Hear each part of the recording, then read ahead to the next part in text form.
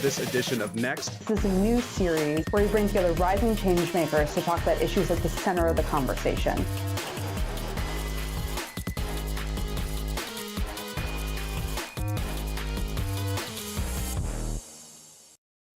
Hello, and welcome to Next on Washington Post Live.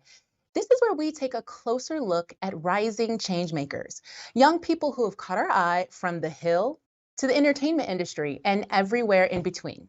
I'm Helena Andrews-Dyer, a pop culture reporter here at the Washington Post. And today, my guest is the Grammy Awards newly minted Best New Artist, who also took home the trophy for Best Jazz Vocal Album, Samara Joy.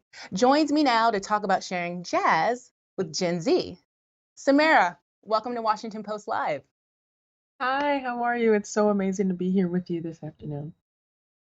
So great to have you, and let's dive in. You are the first jazz musician to win Best New Artist since 2011, and that's when Esperanza Spalding beat out Justin Bieber and Drake. You won over popular acts like Lotto and Anita. What do you think your win says about jazz and its popularity? Hopefully, my win says that it doesn't matter where you come from when you're exposed to good music and when you're given the opportunity to express yourself and find your gift and find your passion and make it known to the world, that great things can happen, no matter the genre. Great art, great music finds its audience, right? That's amazing. And in your acceptance speech for Best New Artist, you gave a shout out to the Bronx, where you were born and raised. So let's talk about that. Growing up in the birthplace of hip hop, right?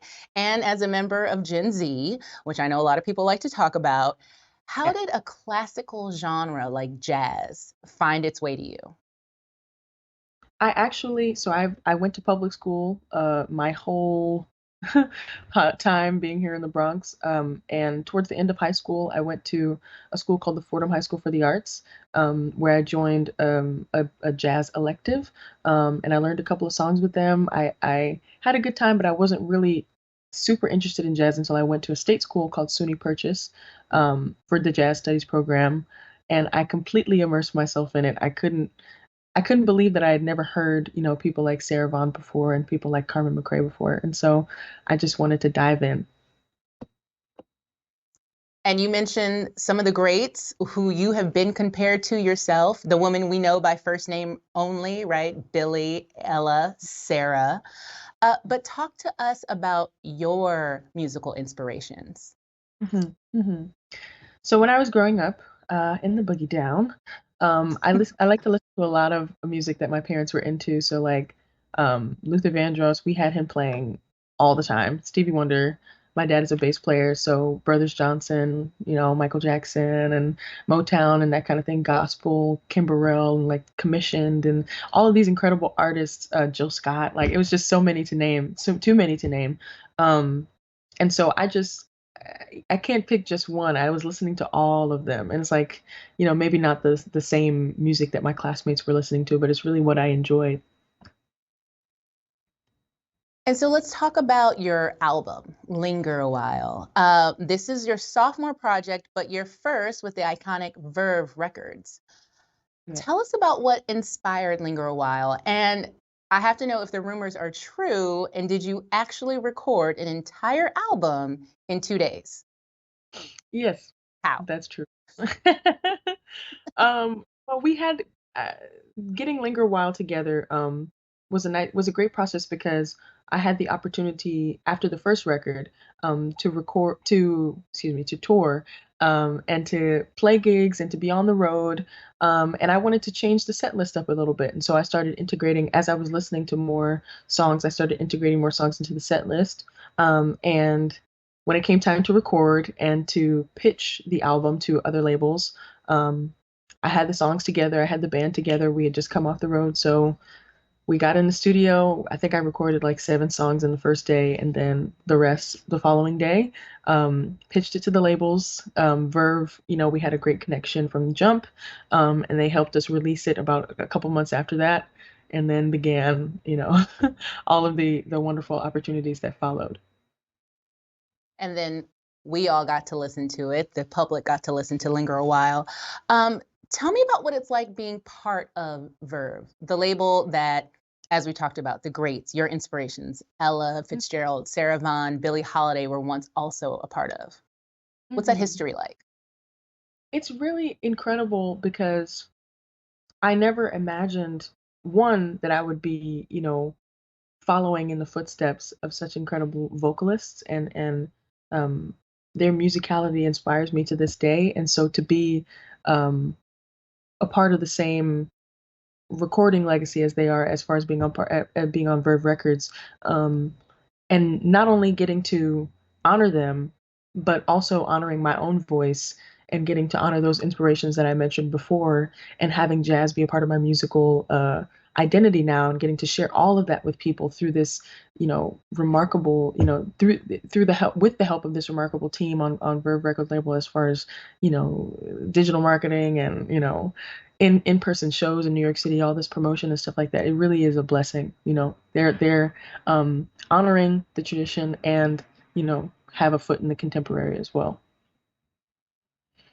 And I love that on that same note, right, talking about history and tradition and the contemporary present day, we have to talk about social media. Samara, you have 300,000 followers on TikTok. That number is probably bigger today as I speak. Where you share videos of yourself singing your own songs and singing classic jazz standards and covers. We have a clip. Let's take a look. And that would be but beautiful. Yes, that would be oh so beautiful. I never let you go.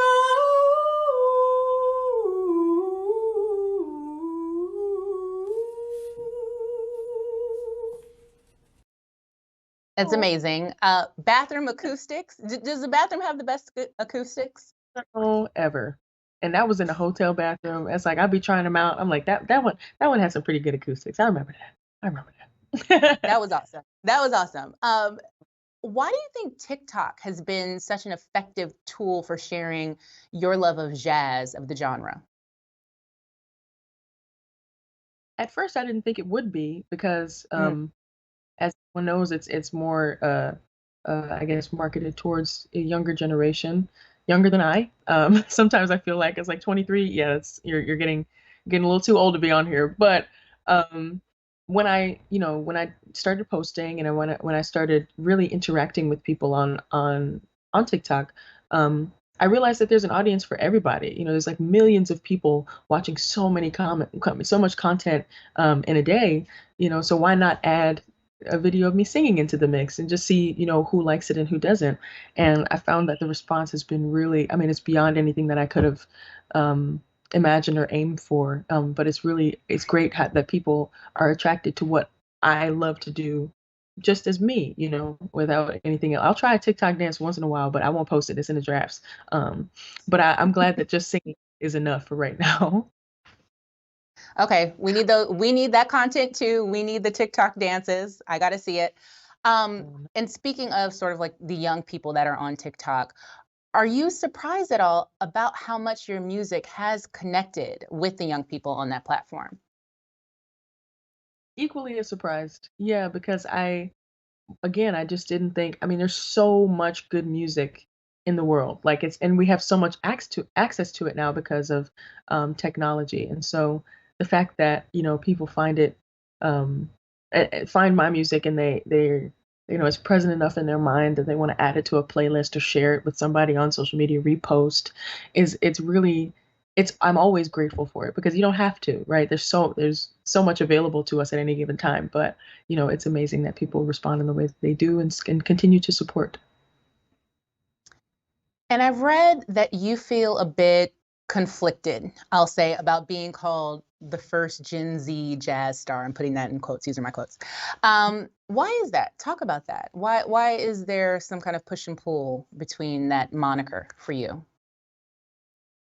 Uh, I guess because it's makes it seem like, I'm bringing it back to life, or like, I'm the main voice responsible for, bringing it to people my age, which may be true in some way, but I just, from my perspective, I'm new to it as well. So I'm like, I don't want to get the responsibility of like introducing it to people when I'm still learning about, learning about it just as much as the next person. Ooh, ooh, okay, learning about it just as much as the next person, and so yeah, I part of me is like, it's always been here. There's people who I meet at shows who are like, I've been listening to jazz, since before you were born. I've been a jazz fan, and it's so great to see you, because there's so many underground fans. But at the same time, I know I'm grateful, that people their first introduction to jazz is maybe one of my shows or song that they see on social media, and then I can, expose everybody more to how wonderful the genre is. And that's interesting you say, so there's a little bit of pressure there, right? To be sort of like the jazz ambassador. Like, do you feel a responsibility to make jazz more popular or more accessible? Mm, accessible, yes, because um, I do think that if I wasn't able to go to school, um, like a state school, and have state financial aid and participate in this program and find and discover the music for the first time, then I wouldn't be doing this. But it was made accessible to me, and so in turn, I want to make sure, that in everything that I do, I'm thinking about, what else can be done to share it with everybody, whether it's in my community. There wasn't a lot of clubs in the Bronx, growing up that I could go to or like see concerts and stuff like that. So maybe hosting shows at a performing arts center in the Bronx, or at a school in the Bronx, or at my own high school in the Bronx, or making it so that whenever I'm on tour, connecting with the school while I'm on the road and having students from a certain program come and see the show, that kind of thing. I definitely am cognizant of wanting to make it more accessible to people, because it's not like you have to take an entry exam in order to get into jazz. Like, you really only need like one song, and then you're in. Um, so yeah, I'm definitely thinking about accessibility, but pressure pressure not as much, because I'm just one of the many voices, who are contributing to keeping this music alive. You said you only need one song Only one to get song. into jazz. Tell us what your one song is. Oh my gosh. My one song would probably be Sarah Vaughan singing Stairway to the Stars. It's my favorite. Ooh, okay. Got to look that up. Mhm. Everyone got to look that up after we're done with this conversation. We have an 5 audience question from Okay. Don Nix in Arkansas, who asks, what advice might you share with young musicians about how to explore and discover musicians and music of the past? Mm. I would say that there's no one way to do it. Um, Everybody has their own, uh, likes and dislikes as far as, sounds that they're attracted to and stuff like that. But I would say, if you have a musician that you really like, you really love their sound, you really love their compositions, or a singer that you really love the way they sing, focus on that. Find out exactly what it is that makes it so special that you love about them, and then expand on it. In your own artistry, in your own creativity.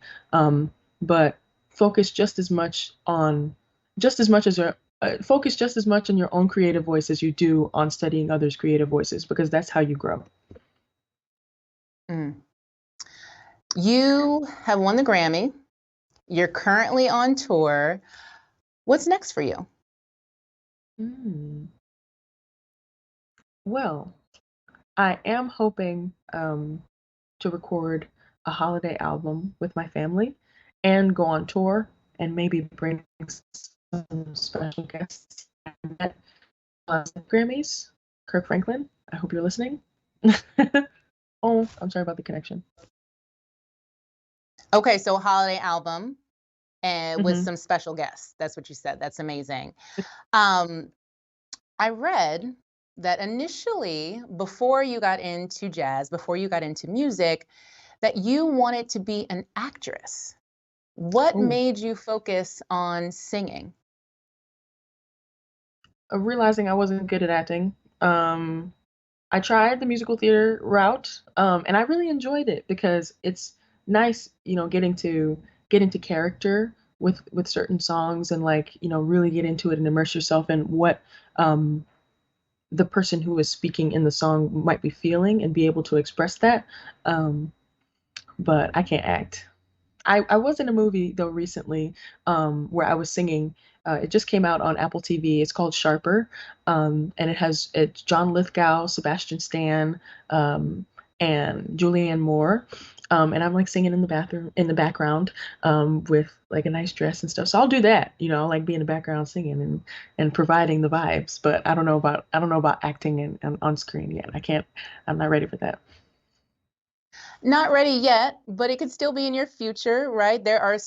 We talked about the greats. There are so many great stories that haven't been told about Ella, about Billy, about Sarah. I think that's in your future. Is that just me? Is that only me thinking that? I'm gonna go through the school of Angela Bassett and Felicia Rashad, and then we'll talk.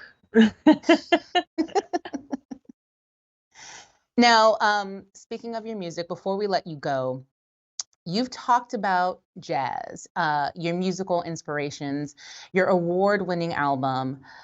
Will you close us out with a line or two from your incredible cover of Guess Who I Saw Today?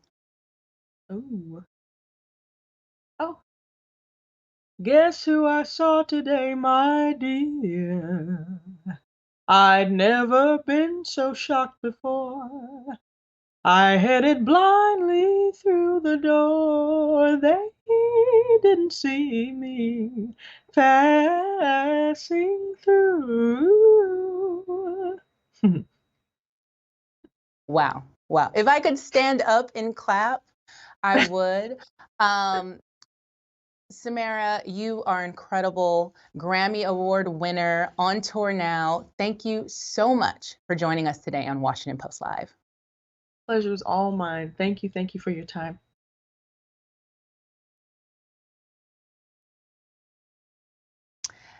And next, we're going to take a slight turn. We're going to turn our attention to the war in Ukraine, but specifically how it's impacted young people, as we're talking about young people today. This week marks 1 year since Russia started its attempted military invasion of the country. I'm bringing in two of my colleagues from our newsroom to talk about how the war is impacting Ukraine's young people. Siobhan O'Grady and Jeff Stein, welcome to you both. Thanks so much for having us. Really Thanks so grateful to be much on for here. having us.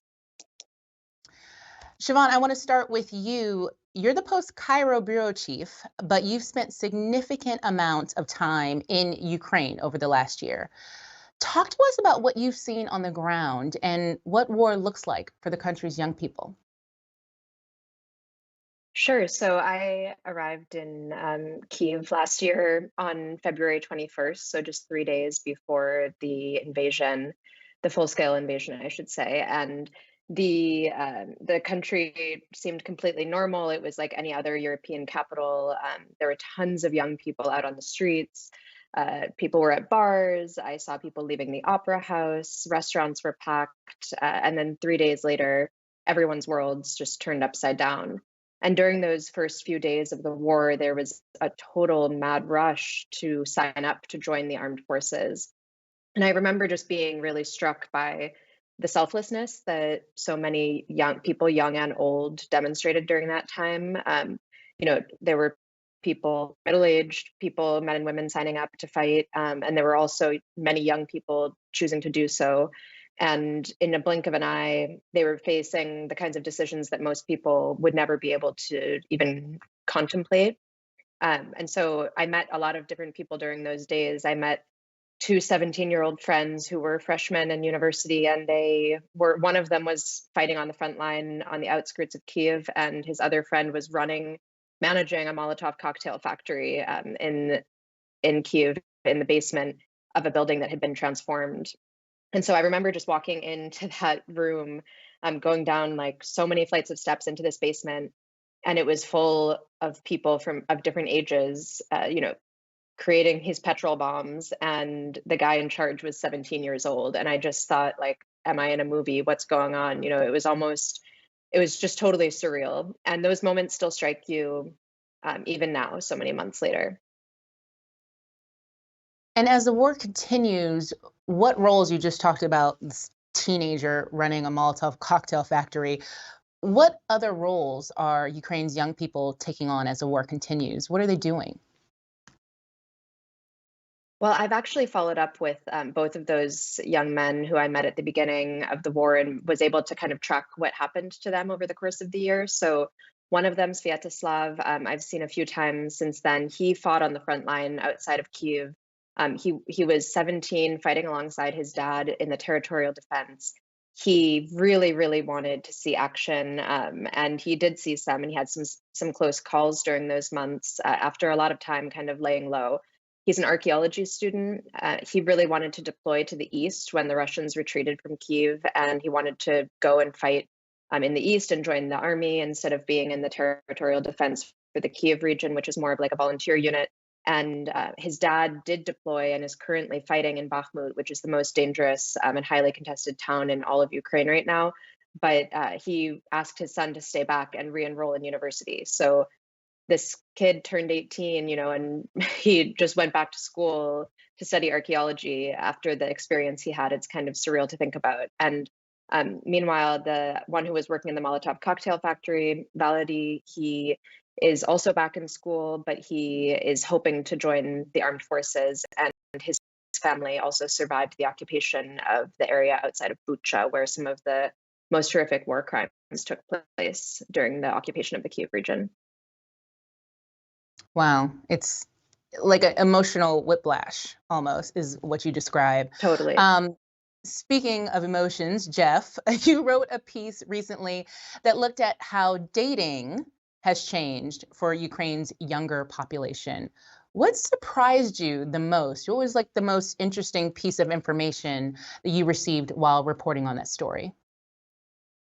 Yeah, my friends and colleagues have had no small amount of time making fun of me for going to a war zone and coming back with a story about Tinder. But I would defend it as an important piece. I think on this topic of sort of young people and how young people have been affected by the war, there seems to be a sort of sense in the West that the Ukrainians, and I think this sense is well founded to a significant extent, that they've found sort of purpose and meaning in this war, and that obviously people here recognize the atrocities and how horrible it is to be at war, but there's still this, I think, undercurrent of jealousy is too strong a term, but a sense that maybe the Ukrainians have something to teach us about the West, about democracy, about standing up for your homeland, and that has fed a sort of, I think, fair to say, false romanticization of what it's like to be there. And I think even just anecdotally telling people when I was going over in December, there was a sort of sense of, oh wow, that's cool, and that sense that there's something heroic happening there. And so with that launch point, I started to try to interrogate that question for the civilians. Is it really the case that it feels this sort of heroic grand stakes? And I think what my reporting showed quite soberly is that any sort of Hollywood kind of vision of what it's like to date and be romantically involved in war is illusory and quite short-lived, and that the reality is that war is sort of this relentless, brutal, ongoing low-grade sort of stress and anxiety, and that in those conditions, it's actually not the case that the Hollywood stories about falling in love in very stressful environments is true. It's actually just a huge impediment to that, and that was something that I was glad that we got the chance to bring to readers, even if it wasn't as important geopolitically as some of the other stories that my colleagues are doing over there. Well, as you said, all stories, right, coming out of something like this are incredibly important as we show the totality of the impact of war on a people, right? How did you land on this story specifically? And what do you think it says about how the war is impacting all Ukrainians? I had actually just gotten to know, I was working on a story that also came out about sort of the foreign fighters who were in Ukraine and who went there. And I was just asking him about what life was like in the trenches and what they did to kill time. And, he was like, we're on our apps and on their phones. And I said, well, what are you looking at? And he eventually said that this actually didn't end up going in the story, but he said that his commander had told him, had told the troops that they really shouldn't be looking at Tinder while they were in sort of potentially stressful environments. And I kind of laughed and said, is that is that a problem that you guys are distracted by? And he's like, look, like it's very lonely. You don't see any women for months and months and months. Often, I mean, there are female soldiers, but it's a reality of being over there. And he said, yeah, like a lot of the guys like to swipe while they're just killing time. It's sort of like any other time killer. And I thought that was just so interesting, this collision of such a contemporary phenomenon, the online modern dating scene, and this really almost retro sort of callback retrograde kind of war that we're seeing, land war in Europe, and the intersection of those seemed interesting, but I didn't have preconceptions of where the story would take me until I started talking to people and talking to some of our contacts on the ground there who I just got to know very well, and sort of started talking to them about what is it like to date during the war, and they said, it's actually been terrible, that they're so tired and they're so filled with anxiety that they don't have the energy to go date. And then I talked to this guy Vlad, who asked us not to use his last name, but he was telling us that he's a very charming guy, he's a very handsome guy, and he showed us his Tinder profile, and he was saying that before he went to Kharkiv for a brief break, he was swiping while literally in the trenches. And while he was doing that, he discovered, he matched with a bunch of women, and he set up a bunch of dates. But when he actually got to the dates in Kharkiv, when he actually sat down and tried to make conversation with them, the psychological toll from the shelling and the bombardment and the just the exhaustion mentally of being a soldier. He goes into the gray zone, which is the area sort of beyond the front line, sort of in between the trenches. And so it's an incredibly dangerous job. And he said, I can't really bring myself to be charming and amiable, and that really impeded his ability to find romantic connection, even though maybe on the surface, or to sort of a Westerner who's kind of thinking about this, they might assume that, this is a guy who's now going to be able to go have lots of fun romantic journeys when he's on break. It wasn't like that for him at all. And speaking of the psychological turmoil and how that can affect any human being, Siobhan, we know that the trauma of war obviously can have significant influence on how people grow up, how they grow into adulthood. How is the war impacting how the young people of Ukraine look at their future? Yeah, that's something that comes up a lot in conversations. Young Ukrainians really don't talk about the future in that way. They kind of use the words after the victory, which is something that I know some of our colleagues have also referenced in their reporting, that it comes up a lot when you ask anybody that question. They kind of correct your use of the word future and say, like, not just the future, but after the victory, which for them is an inevitability. But it is really interesting to see, and what Jeff was just saying kind of ties into this too, that there is this romanticization that happens of the war. And I think even the examples that I just gave earlier of those two young guys, it sounds cool to say that they, one was running a Molotov cocktail factory when he's 17 and the other was on the front line. And even I think they did to some degree romanticize it.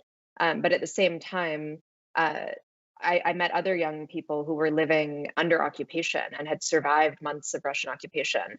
And they kind of talked about it as if, they didn't have the chance to even resist because they just had to survive. And so the way that people, have experienced the war has, it differs greatly depending on where they are geographically. And that also impacts what they want for themselves in the future. So, I met two young sisters, and one of them was trying to remind her little sister, like, you used to want to do this or you used to want to do that. And she sort of just shrugged and was like, that was before. So it's hard for some of them to kind of imagine returning to a normal life or having, any kind of civilian job, because so many examples of that have just been erased from their everyday lives. Yeah, the idea of before, right, takes on a completely different meaning. So, Jeff, would you say it's fair to say that the country's younger population are going through an existential crisis?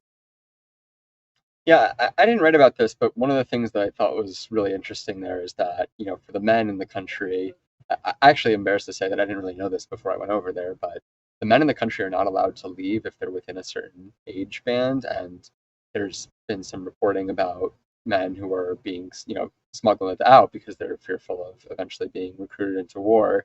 And yet there's also, when you walk around, as Siobhan can tell you, obviously, when you walk around Kyiv, when you walk around Lviv, there's thousands of guys, my age or a fighting age, just working and hanging out and being like living normal lives in the cities. And um, if there are exemptions for military service, and a lot of people just haven't gotten drafted because the front is, all on the east at this point, and they don't need every male on the front lines yet, or hopefully ever. But basically, my point here is that there's all these men who are just living normal lives, and it sets up this interesting question of what will they say that they did during the war? And obviously, you need men beyond soldiers to help run the country. The country's economy could not survive disappearance of more than half of its labor force, because the economy is absolutely essential for maintaining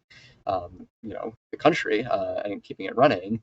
And so I think even for people who are not soldiers, this is a really interesting dilemma to wrestle with. Often they have little kids and don't want to leave them or abandon them, but then there's this pull of what are they missing by not being with their comrades and their friends and actually being part of the fight up close. I do not envy Ukrainian fathers with young kids, for instance, who have to make that decision. It's probably under discussed, but I think still an important part of the experience of war there. And before we run out of Definitely. time, oh, no, Siobhan, please. Please. Sorry, I just wanted to jump in quickly and just say, some of them don't have the choice because, like Jeff said, it is kind of random who gets drafted sometimes and who doesn't. So at the beginning, a lot of people were volunteering to protect their own communities. And then through the more informal forces called territorial defense forces. And then, once the Russians retreated here or there, then those people sort of had the option to either join and continue fighting or to return to their civilian lives. And when I have conversations with people about that, a lot of them, I even feel a sense of awkwardness or discomfort that life is so different in these villages that I go to, or these smaller towns out east or in the south, and then I can return to Kyiv and order, a flat white or an Aperol spritz, and it's like, how am I in the same country as what I just saw was happening? But what a lot of young Ukrainians have told me is this is what they're fighting for. Like, they're fighting for us to have the chance to go to a coffee shop or a bar and to have some sense of normalcy, and that everyone feels like they've just been reminded how short life is and that they should enjoy it. And if they haven't been called up yet, there are many ways to contribute to the war effort. And I think very few people aren't contributing at all. Everyone's involved or connected in some way. And so it's just interesting to see how people grapple with that identity and how they sort of explain these things to themselves, because they are really uncomfortable questions. That was 100% agree. That's great. Well said. And Jeff, will give you the final thought. What do you think young people in the Ukraine are reflecting on as we mark the 1 year since Russia first started their invasion and turned their country into an active war zone? Oh man, so tough to speak for like an entire generation like that or be asked that question. I can't really purport to have a good answer to that. I mean, I think there's I don't know if this really answers your question, but I was just so struck by the solidarity of people there with other parts of the country. I mean, right now the war is really being fought over, I think it's fair to say, a relatively small part of land in the east, and yet even for people whose lives in the west or western part of the country are still being really hurt by the war, I have never, maybe Siobhan heard some of this, but every single young person I talk to, there's not a hint of, yeah, maybe we should turn over part of the eastern land so we can resume our normal lives. There's just not a scintilla of that in any of the conversations I had, and it's sort of a breathtaking degree of resolve and courage to say, even though it's such an impediment to all these things we've been talking about, I'm still willing to make that sacrifice because I believe that all of my countrymen should be liberated and freed and not have to live under this Russian oppression. Liberation. Okay. Unfortunately, that's all the time we have today. Siobhan and Jeff, thank you both for joining me on Washington Post Live. Thanks for having us. Thanks so much. And thank all of you for watching. To check out what interviews we have coming up, please head to WashingtonPostLive.com to register and find out more information about our upcoming programs. I'm Helena Andrews-Dyer, and thank you for joining Washington Post Live.